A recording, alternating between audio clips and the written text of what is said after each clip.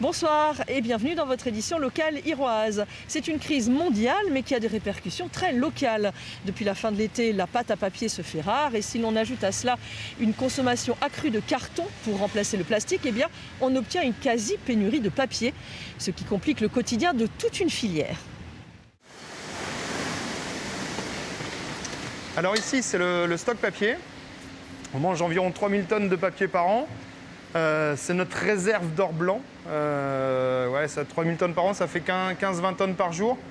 On a un petit peu de mal encore à reconstituer le stock, mais on va tenir le coup.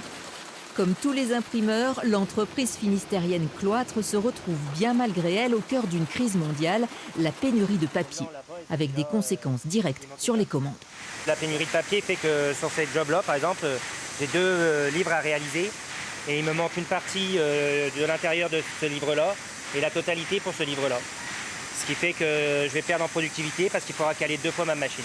L'imprimerie a beau avoir anticipé, il lui faut jongler avec les qualités de papier disponibles et les délais, alors que la période de fin d'année est traditionnellement tendue, et pas seulement pour les livres. Les cartes de vœux, les calendriers, tout ça, c'est plein de petits dossiers pour plein de gens, parce que tout le monde se réveille pour avoir ça.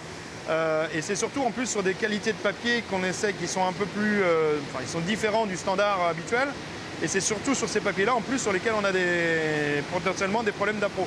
Le manque de matières premières entraîne une flambée des prix qui se répercute sur les maisons d'édition. À Châteaulin, Locus Solus a réussi à sauver les titres attendus pour Noël, malgré des délais plus longs et des tarifs en hausse. Le papier a pris à peu près 25% de hausse quand même depuis 3 mois. On ne sait pas quand est-ce que cette hausse va s'arrêter. En délai, on a dû prendre encore peut-être 3 semaines à peu près de délai supplémentaire par rapport à avant. Et sans parler du délai de commande qui, lui, encore une fois, alors là, c'est sans commune mesure. Là, il a été multiplié par 5. Faut-il s'attendre à des rayons clairsemés pour la fin d'année? Pour éviter cela, les libraires ont fait des stocks. C'est le cas à Brest de ce magasin spécialisé dans la BD et les mangas. On parie sur le succès de tel ou tel titre et on croise les doigts en espérant qu'on a été de bons joueurs de poker et qu'on a bien misé sur... Donc voilà, c'est pas très facile. Et sans surprise, il faut se préparer à payer les livres un peu plus cher ces prochaines semaines.